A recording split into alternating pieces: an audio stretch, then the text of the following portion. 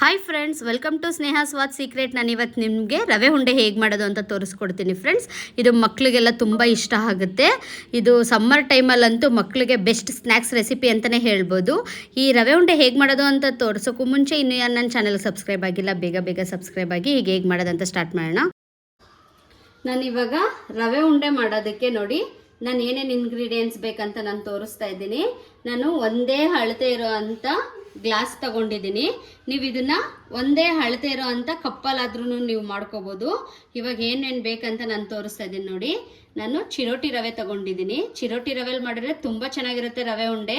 ನಿಮಗೆ ಚಿರೋಟಿ ರವೆ ಇಷ್ಟ ಇಲ್ಲ ಅಂತಂದರೆ ನೀವು ಉಪ್ಪಿಟ್ಟು ರವೆ ಬರುತ್ತಲ್ಲ, ಮೀಡಿಯಮ್ ರವೆ, ಅದರಲ್ಲಾದರೂ ಮಾಡ್ಬೋದು. ಈ 1 ಲೋಟದಷ್ಟು ಚಿರೋಟಿ ರವೆಗೆ 1 ಲೋಟದಷ್ಟು ಕೊಬ್ಬರಿ ತುರಿ ಬೇಕು. ನೋಡಿ, ಕೊಬ್ಬರಿ ತುರಿನ ನಾನು ಮೇಲ್ಗಡೆ ಇರೋ ಕಪ್ಪೆಲ್ಲ ತೆಗೆದುಬಿಟ್ಟು ಚೆನ್ನಾಗಿ ಸಣ್ಣದಾಗಿ ತುರಿದಿಟ್ಕೊಂಡಿದ್ದೀನಿ. 1 ಲೋಟ ರವೆಗೆ 1 ಲೋಟದಷ್ಟು ಒಂದೇ ಸಮ ಪ್ರಮಾಣದಲ್ಲಿ ನೀವು ಕೊಬ್ಬರಿ ತಗೋಬೇಕು. ಹಾಗೇನೆ ಸಕ್ಕರೆನ ನಾನು 3/4 ಲೋಟದಷ್ಟು ತಗೊಂಡಿದ್ದೀನಿ.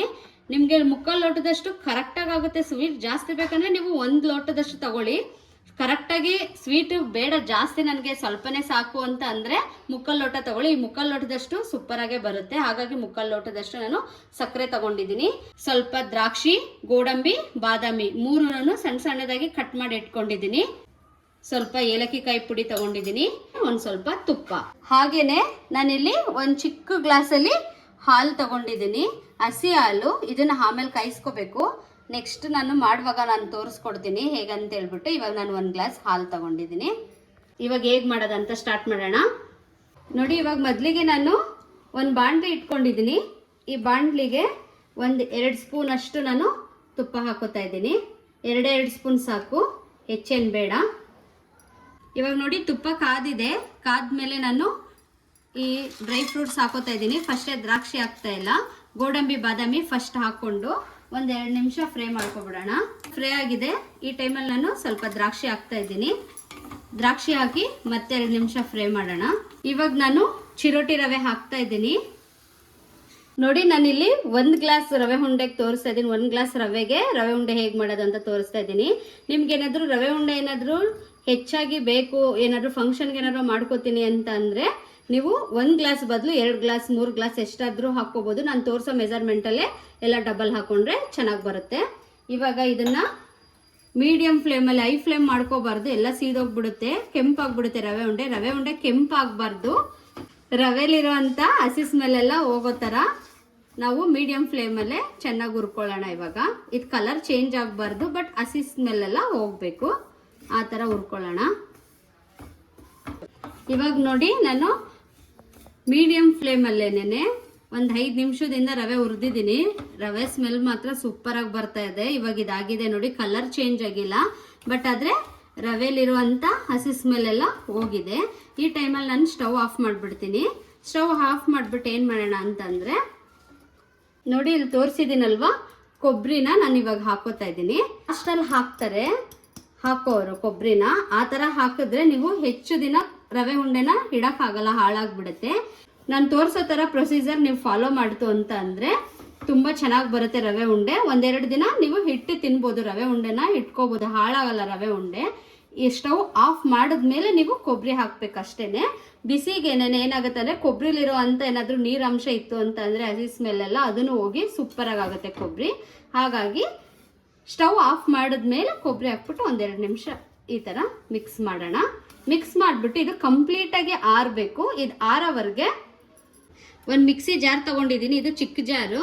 ಈ ಜಾರ್ಗೆ ಈ ಸಕ್ಕರೆ ಹಾಕೋತಾ ಇದ್ದೀನಿ. ಹಾಕ್ಕೊಂಡು ಕ್ಲೀನಾಗಿ ಪೌಡ್ರ್ ಮಾಡ್ಕೊಂಡು ಬಂದ್ಬಿಡೋಣ. ಇಲ್ಲಿ ನೋಡಿ, ಸಕ್ಕರೆ ದಪ್ಪ ಇರೋದ್ರಿಂದ, ನಾವು ಚಿರೋಟಿ ರವೆ ತೊಗೊಂಡಿರೋದ್ರಿಂದ ಇದು ಹೀಗೆ ಹಾಕಿದ್ರೆ ಚೆನ್ನಾಗಿ ಬರಲ್ಲ ರವೆ ಉಂಡೆ. ಹಾಗಾಗಿ ಇದನ್ನು ಪೌಡ್ರ್ ಮಾಡ್ಕೋತೀನಿ. ನೀವೇನಾದರೂ ಬೂರಾ ಸಕ್ಕರೆ ಇತ್ತು ಅಂದರೆ ಬೂರಾ ಸಕ್ಕರೆ ಹಾಕೊಳ್ಳಿ, ತುಂಬ ಚೆನ್ನಾಗಿರುತ್ತೆ. ಬೂರಾ ಸಕ್ಕರೆ ಯಾರ ಮನೇಲಿ ಇಲ್ಲ ಅವರು ಈ ಥರ ಮಿಕ್ಸಿ ಜಾರ್ಗೆ ಹಾಕಿ ಸಕ್ಕರೆನ ಪೌಡ್ರ್ ಮಾಡ್ಕೊಂಡ್ರೆ ಆಯಿತು. ಇವಾಗ ಇದು ಪೌಡ್ರ್ ಮಾಡ್ಕೊಂಡು ಬರೋಣ. ಇವಾಗ ನೋಡಿ, ಫುಲ್ ನೈಸಿಗೆ ಪುಡಿ ಮಾಡ್ಕೊಂಡು ಬಂದಿದ್ದೀನಿ. ಇಷ್ಟು ಪೌಡ್ರ್ ಆದರೆ ಸಾಕು.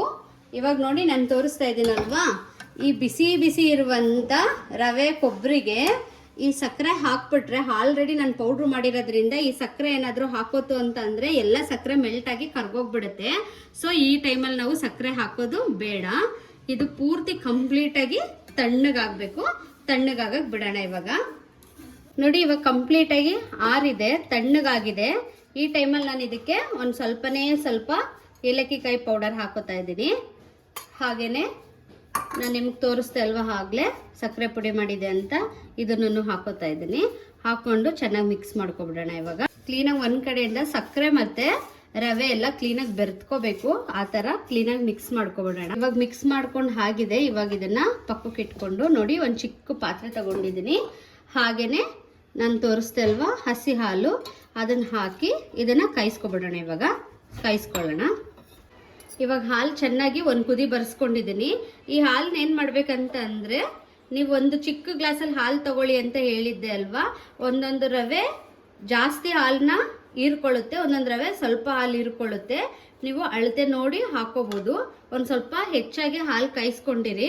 ಎಷ್ಟು ಬೇಕು ಅಷ್ಟು ಹಾಕೊಂಡು ಮಿಕ್ಕಿದ್ದು ನೀವು ಬೇರೆದಕ್ಕೆ ಯೂಸ್ ಮಾಡ್ಕೋಬೋದಲ್ವಾ, ಕಾಫಿ ಟೀಗಾದ್ರೂ ಯೂಸ್ ಆಗುತ್ತೆ. ಹಾಗಾಗಿ ಕಾಯಿಸುವಾಗಲೇ ಕಡಿಮೆ ಕಾಯಿಸ್ಕೋಬೇಡಿ, ಒಂದು ಸ್ವಲ್ಪ ಹೆಚ್ಚಾಗಿ ಕಾಯಿಸ್ಕೊಳ್ಳಿ. ನಾನು 1 ಲೋಟ ತಗೊಂಡಿದ್ದೀನಿ. 1 ಲೋಟ ರವೆಗೆ 1 ಚಿಕ್ಕ ಗ್ಲಾಸ್ ಹಾಲು ಪರ್ಫೆಕ್ಟಾಗಿ ಆಗುತ್ತೆ. ಇವಾಗ ನೋಡಿ ನಾನು ಹಾಕ್ತಾ ಇದ್ದೀನಿ. ಒಂದು ಸ್ವಲ್ಪನೇ ಹಾಕೋಬೇಕು, ಒಂದೇ ಸಲ ಹಾಕೋಬೇಡಿ. ಹಾಕ್ಕೊಂಡು ನೋಡಿ ಒಂದು ಸ್ವಲ್ಪ ಹಾಲು ನಾನು ಪಕ್ಕಕ್ಕೆ ಇಟ್ಕೋತಾ ಇದ್ದೀನಿ. ಇಟ್ಕೊಂಡು ಮಿಕ್ಸ್ ಮಾಡ್ಕೊಳ್ಳೋಣ. ಕ್ಲೀನಾಗಿ ಅದು ಬೆರೆತ್ಕೋಬೇಕು ಫ್ರೆಂಡ್ಸ್. ಆ ಥರ ಒಂದು ಕಡೆಯಿಂದ ಮಿಕ್ಸ್ ಮಾಡ್ಕೋಬೇಕು. ಹೆಚ್ಚು ಹಾಲು ಹಾಕೋಬೇಡಿ, ಕರ್ಗೋಗ್ಬಿಟ್ಟು ತುಂಬ ಸಾಫ್ಟ್ ಆಗಿಬಿಡುತ್ತೆ, ಉಂಡೆ ಕಟ್ಟಕ್ಕೆ ಆಗಲ್ಲ. ಹಾಗಾಗಿ ನೋಡಿ ಈ ಥರ ಚೆನ್ನಾಗಿ ಮಿಕ್ಸ್ ಮಾಡ್ಕೊಳ್ಳೋಣ. ನಾನು ಒಂದು ಸ್ವಲ್ಪ ಹಾಲು ಹಾಕ್ಕೊಂಡಿದ್ದೆ ಅಲ್ವಾ, ಇನ್ನೊಂದು ಸ್ವಲ್ಪ ಹಾಕೋತಾ ಇದ್ದೀನಿ. ಜಾಸ್ತಿ ಹಾಕೋತು ಅಂತ ಅಂದರೆ ಕೇಸರಿ ಭಾತ್ ಆಗಿಬಿಡುತ್ತೆ. ಇವಾಗಲೇ ಹೇಳ್ತಾ ಇದ್ದೀನಿ, ಸ್ವಲ್ಪನೇ ಹಾಕ್ಕೊಂಡು ಮಿಕ್ಸ್ ಮಾಡ್ಕೊಳ್ಳಿ. ನೀವೇನಾದರೂ ಫಸ್ಟ್ ಟೈಮ್ ರವೆ ಉಂಡೆ ಮಾಡ್ತಿರೋದು ಅಂತಂದರೆ, ಇವಾಗ ನಾನು ತೋರಿಸಿದ್ದೀನಲ್ಲ ಅದೇ ಮೆಜರ್ಮೆಂಟಲ್ಲಿ ಒಂದು ಸ್ವಲ್ಪ ಮಾಡ್ಕೊಳ್ಳಿ ಫ್ರೆಂಡ್ಸ್, ಪರ್ಫೆಕ್ಟಾಗಿ ಬರುತ್ತೆ. ಅದಕ್ಕೇ ನಾನು ಒಂದು ಸ್ವಲ್ಪನೇ ಮಾಡಿ ತೋರಿಸ್ತಾ ಇದ್ದೀನಿ. ಫಸ್ಟ್ ಟೈಮ್ ಯಾರ್ಯಾರು ಮಾಡ್ತೀರೋ ಅವರಿಗೆ ಅಳತೆ ಗೊತ್ತಾಗಲ್ಲ ಅಲ್ವಾ, ಹೆಚ್ಚಾಗಿ ನಾನು ತೋರಿಸ್ಬಿಟ್ರೆ. ನೋಡಿ ಇವಾಗ ಆಗಿದೆ, ಸಾಕಂತ ಅನ್ಕೋತೀನಿ. ನಿಮಗೆ ತೋರಿಸ್ತೀನಿ. ಇವಾಗ ಒಂದ್ಸಲ ಹಿಂಗೆ ಕ್ಲೀನಾಗಿ ಮಿಕ್ಸ್ ಮಾಡಿ ಆದಮೇಲೆ ನೋಡಿ, ಒಂದು ಸ್ವಲ್ಪನ ರವೆ ಇಲ್ಲ, ಹಿಂಗೆ ಮಿಕ್ಸ್ ಮಾಡಿ ಆದಮೇಲೆ ಒಂದು ಸ್ವಲ್ಪ ತಗೊಂಡು ನಿಮ್ಗೆ ಈ ಥರ ನೋಡ್ತು ಅಂತಂದರೆ ನಿಮಗೆ ಉಂಡೆ ಕಟ್ಟಕ್ಕೆ ಹಾಕಬೇಕು. ಅಷ್ಟಾದರೆ ಸಾಕು. ಇವಾಗ ನೋಡಿ ಇಷ್ಟು ಹಾಲು ಇದಕ್ಕೆ ಸಾಕಾಗಿದೆ. ಇಲ್ಲಿ ಇನ್ನೂ ಇಷ್ಟು ಹಾಲು ಉಳಿದಿದೆ. ಹಾಗಾಗಿ ನಾನು ತೋರಿಸಿರೋ ಅಷ್ಟು ಹಾಲೇ ಸಾಕಾಗುತ್ತೆ ನೋಡಿ. ಇವಾಗ ನಾನು ಕ್ಲೀನಾಗಿ ಒಂದ್ಸಲ ಕೈಯಲ್ಲಿ ಸ್ವಲ್ಪ ಬಿಸಿ ಇರುತ್ತೆ, ಹಿಂಗೆ ಮಿಕ್ಸ್ ಮಾಡಿಬಿಟ್ಟು ಕೈಯಲ್ಲಿ ಚೆನ್ನಾಗಿ ಡ್ರೈ ಫ್ರೂಟ್ಸು, ಸಕ್ಕರೆ, ಕೊಬ್ಬರಿ, ಹಾಲು ಎಲ್ಲ ಕ್ಲೀನಾಗಿ ಮಿಕ್ಸ್ ಮಾಡಿಕೊಂಡು ಒಂದು ಕಡೆಯಿಂದ ನಿಮಗೆ ದಪ್ಪ ಬೇಕು ಅಂದರೆ ದಪ್ಪಕ್ಕೆ ಉಂಡೆಗಳು ಕಟ್ಕೊಳ್ಳಿ, ಸಣ್ಣ ಬೇಕು ಅಂದರೆ ಸಣ್ಣ ಉಂಡೆ ಕಟ್ಕೊಳ್ಳಿ. ನಿಮಗೆ ಯಾವ ಸೈಜ್ ಬೇಕು ಆ ಸೈಜ್ ಉಂಡೆಗಳನ್ನ ನೀವು ಕ್ಲೀನಾಗಿ ಕಟ್ಕೋಬೋದು. ನೋಡಿ ಚೆನ್ನಾಗಿ ಬಂದಿದೆ ಅಲ್ವಾ. ಇವಾಗ ಇದನ್ನು ಒಂದು ಪ್ಲೇಟ್ಗೆ ಇಟ್ಕೋತೀನಿ ನಾನು. ನೋಡಿ ಹಾಗೆಯೇ ನೆಕ್ಸ್ಟ್ ಉಂಡೆ ಕಟ್ತೀನಿ. ಇವಾಗ ನಾನು ಒಂದು ಸ್ವಲ್ಪನೂ ಕ್ರ್ಯಾಕ್ ಆಗೋದು ಏನೂ ಆಗಲ್ಲ ನೋಡಿ. ನಾನು ತೋರಿಸೋ ಥರನೇ ಪರ್ಫೆಕ್ಟಾಗಿ ನೀವು ಮಾಡ್ಕೊಳ್ಳಿ, ಸೂಪರಾಗಿ ಬರುತ್ತೆ ರವೆ ಉಂಡೆ ಮಾತ್ರ. ಇಲ್ಲಿ ನೋಡಿ ಮತ್ತೆ ಇದನ್ನು ಇಡ್ತಾ ಇದ್ದೀನಿ. ಹಾಗೆಯೇ ಇದನ್ನೆಲ್ಲ ಉಂಡೆ ಕಟ್ಕೊಬಿಡೋಣ. ಇವಾಗ ನೋಡಿ ನಾನು ಉಂಡೆಗಳೆಲ್ಲ ಕಟ್ಟಿಟ್ಕೊಂಡಿದ್ದೀನಿ.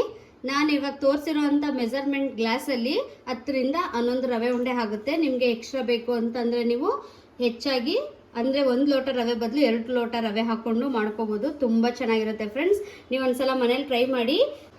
ಇವತ್ತು ನಾನು ಮಾಡಿರೋವಂಥ ರವೆ ಉಂಡೆ ರೆಸಿಪಿ ನಿಮ್ಮೆಲ್ರಿಗೂ ಇಷ್ಟ ಆದರೆ ನೀವು ಒಂದ್ಸಲ ಮನೇಲಿ ಟ್ರೈ ಮಾಡಿಬಿಟ್ಟು ಹೇಗಿತ್ತು ಅಂತ ನನಗೆ ಕಮೆಂಟ್ ಮಾಡೋದು ಮರಿಬೇಡಿ.